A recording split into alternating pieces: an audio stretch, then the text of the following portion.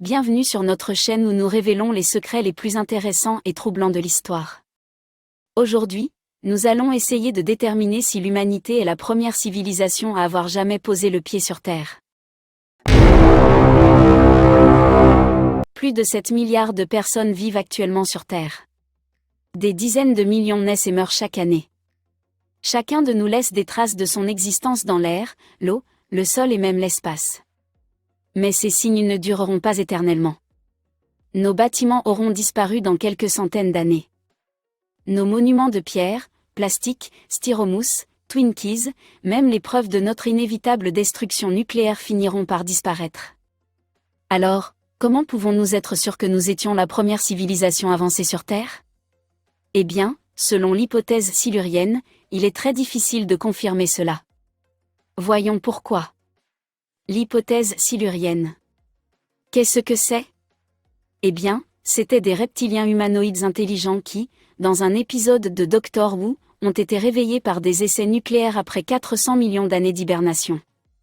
Pour nous d'imaginer que dans très peu de temps nous, en tant qu'individus, ne serons plus là, et il est encore plus difficile d'imaginer un moment où notre civilisation n'existera pas du tout. Mais si nous avons appris quelque chose de l'archéologie, c'est que chaque civilisation a son temps. Pensez à l'Égypte ancienne. Ils ont vécu 30 dynasties qui se sont étendues sur plus de 3000 ans. Et si vous étiez un Égyptien vivant à cette époque, des générations de votre famille, remontant aussi loin que l'on puisse s'en souvenir, ont marché à l'ombre des pyramides. Ils pêchaient sur le Nil, naviguaient sur la Méditerranée et se mêlaient à d'autres cultures. Pour autant que vous ou quelqu'un le sachiez, votre civilisation était là et durerait pour toujours. Puis c'était parti. Les Mésopotamiens avant eux, l'Indus après eux, les Grecs, les Nubiens, les Perses, les Romains, les Incas, les Aztèques. C'étaient des empires de millions de personnes, tous durant 1000 ans ou plus. Mais il en reste très peu de preuves. Maintenant, toutes ces civilisations, y compris la nôtre moderne, ne sont là que depuis peu de temps. La vie complexe existe depuis des centaines de millions d'années. Les humains modernes ne sont ici que depuis environ 100 000 ans. Toute notre histoire s'est déroulée dans les derniers 0,002% de la vie sur Terre. Donc, il y a beaucoup de passé dans le passé, et c'est beaucoup de temps pour que d'autres espèces intelligentes évoluent, prospèrent et disparaissent encore et encore avec différentes espèces. Et si cela arrivait, saurions-nous vraiment qu'ils étaient là ? Quand Adam Frank et Gavin Schmidt ont écrit l'hypothèse silurienne, ils ont abordé de nombreuses idées fausses sur la façon dont nous étudions le passé. Nous sommes habitués à l'idée que nous apprenons des sociétés anciennes en examinant des artefacts et des ruines excavées. Mais cela ne fonctionne vraiment que si vous remontez quelques milliers d'années. Mais quand on veut remonter des millions d'années, c'est plus compliqué. Par exemple, la Terre a environ 4,5 milliards d'années et la vie complexe est apparue il y a environ 600 millions d'années. Bien. Mais la plus ancienne terre de surface jamais découverte est le désert du Negev en Israël. Il a environ 1,8 million d'années. C'est ça. Tous les autres terrains exposés que nous avons trouvés sont plus récents que cela. Alors, où est passée toute la Terre ? Si des civilisations anciennes existaient avant les humains, elles pourraient être très difficiles à détecter à cause de la tectonique des plaques de la Terre. Les montagnes d'aujourd'hui sont les fonds marins d'hier. De nouvelles terres se forment chaque jour alors que les anciennes terres sont érodées en poussière. C'est pourquoi la découverte de fossiles est beaucoup plus difficile qu'on ne le pense. Des conditions très spécifiques doivent être présentes pour la fossilisation. L'organisme a besoin de parties du corps dur comme les os, les dents et les coquilles. Les vestiges doivent être rapidement recouverts et protégés contre les charognards et l'érosion. Vous avez besoin d'une pression élevée pour la minéralisation et d'une faible teneur en oxygène pour empêcher la décomposition. Cela n'arrive presque jamais. Les dinosaures ont parcouru la Terre pendant environ 180 millions d'années, et des milliards d'animaux ont vécu et sont morts. Pourtant, nous n'avons que quelques milliers de fossiles presque complets. On estime que plus de 2,5 milliards de Tyrannosaurus rex ont vécu et sont morts sur Terre, mais moins de 100 fossiles ont été trouvés, et un seul d'entre eux est complet. Cela signifie que nous n'avons découvert que 0,00004% de l'espèce. Maintenant, Schmitt et Frank ont déclaré qu'une espèce aussi éphémère que l'Homo sapiens pourrait ne pas être du tout représentée dans les archives fossiles existantes. Aujourd'hui, la zone d'urbanisation actuelle représente moins d'1% de la surface de la Terre. Ainsi, les artefacts humains comme les routes, les villes, les machines et même les mégastructures ne dureraient que quelques milliers d'années et il est peu probable qu'ils soient jamais retrouvés. Il conclut que des preuves directes comme celles-ci ne peuvent remonter qu'à environ 4 millions d'années. Même si toute la race humaine était éliminée par une guerre nucléaire, les preuves radioactives finiraient par disparaître. Alors, existe-t-il d'autres méthodes pour détecter l'existence d'une vie intelligente avancée dans un passé lointain? Il s'avère qu'il y en a. La civilisation, du moins telle que définie par les auteurs de l'hypothèse silurienne, est l'endroit où l'industrialisation se produit à l'échelle mondiale, comme la nôtre le fait maintenant.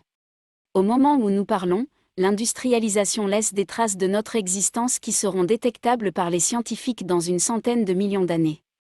Finalement, notre temps sur Terre sera réduit à rien de plus qu'une fine couche de sédiments rocheux.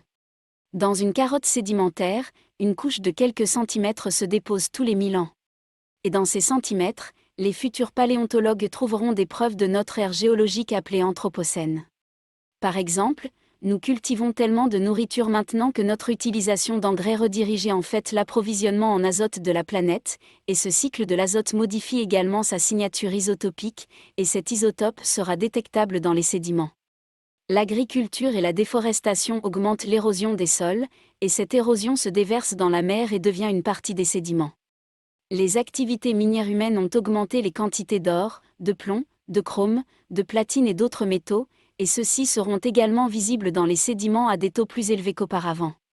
Mais l'élément qui racontera vraiment l'histoire de la civilisation est le carbone. Les humains ont conquis la planète en exploitant la combustion, et il semble raisonnable que des formes de vie intelligentes partout fassent la même chose. Lorsque nous brûlons les tissus de plantes mortes depuis longtemps, combustibles fossiles, nous modifions le rapport des isotopes dans l'atmosphère, et c'est ce qu'on appelle l'effet SU. Les différences entre les gars de l'omelette verte, ouais. Le carbone est disponible en 15 saveurs, mais les isotopes les plus courants sont le carbone 12, le carbone 13 et le carbone 14. Le carbone 12 est du carbone léger, l'isotope préféré des plantes et utilisé lors de la photosynthèse. Les animaux qui mangent des plantes consomment le carbone 12 des plantes, et les animaux qui mangent des plantes consomment leur carbone 12, et ainsi de suite. Les émissions volcaniques sont du carbone 13, et le carbone 14 est radioactif et se désintègre de manière prévisible avec le temps. Les combustibles fossiles ne contiennent pas du tout de carbone 14. Et à mesure que nous brûlons plus de combustibles fossiles, les niveaux de carbone 13 et 14 diminuent, tandis que le niveau de carbone 12 enrichi augmente.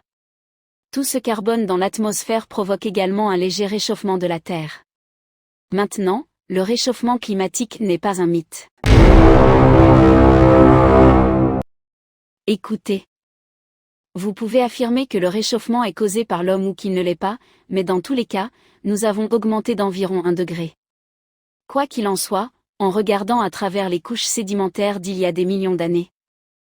C'est ce que nous devons voir pour déterminer s'il y avait une civilisation avancée présente. Nous devons voir un pic important mais temporaire de carbone et d'oxygène, un pic important mais temporaire de métaux et un pic important mais temporaire de température mondiale.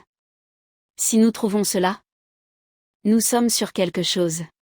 Et avons-nous trouvé cela? Avons-nous? Nous l'avons fait, et c'est arrivé il y a 56 millions d'années. Un changement global soudain des niveaux d'isotopes de carbone et d'oxygène s'est produit il y a 56 millions d'années dans ce qu'on appelle le maximum thermique paléocène-éocène, ou PEMT en anglais. Et le PETM n'a duré qu'environ 200 000 ans. Maintenant, ce n'est rien dans le temps géologique. Mais rappelez-vous, c'est aussi longtemps que nous sommes ici. Et pendant ce temps, la température de la Terre a augmenté d'environ 6 degrés Celsius. C'était chaud. Je veux dire, nous parlons de la météo des t-shirts au pôle Nord chaud. Je veux dire, les calottes glaciaires avaient complètement disparu. Il a fallu 5000 ans pour atteindre le niveau de carbone dans l'atmosphère que nous avons atteint en seulement 300 ans. Alors, qu'est-ce qui l'a causé? Personne ne sait. La meilleure supposition est que le PETM a été causé par une éruption volcanique massive, mais personne ne le sait avec certitude. Ce qui est étrange, cependant, c'est qu'il y a des preuves d'une grande quantité de carbone fossile dans l'atmosphère.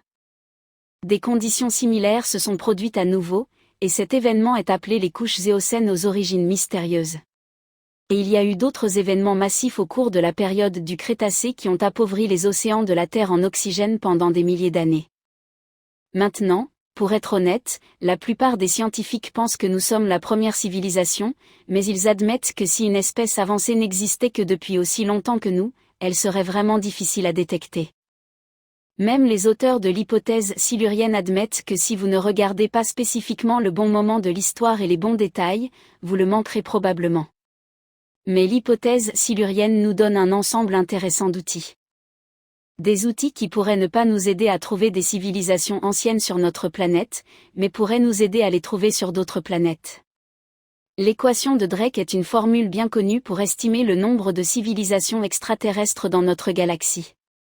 Cela se résume au nombre d'étoiles qui ont des planètes, au nombre de planètes qui peuvent supporter la vie, à la fraction de ces planètes qui développent la vie et à la fraction de celles qui peuvent développer une vie intelligente.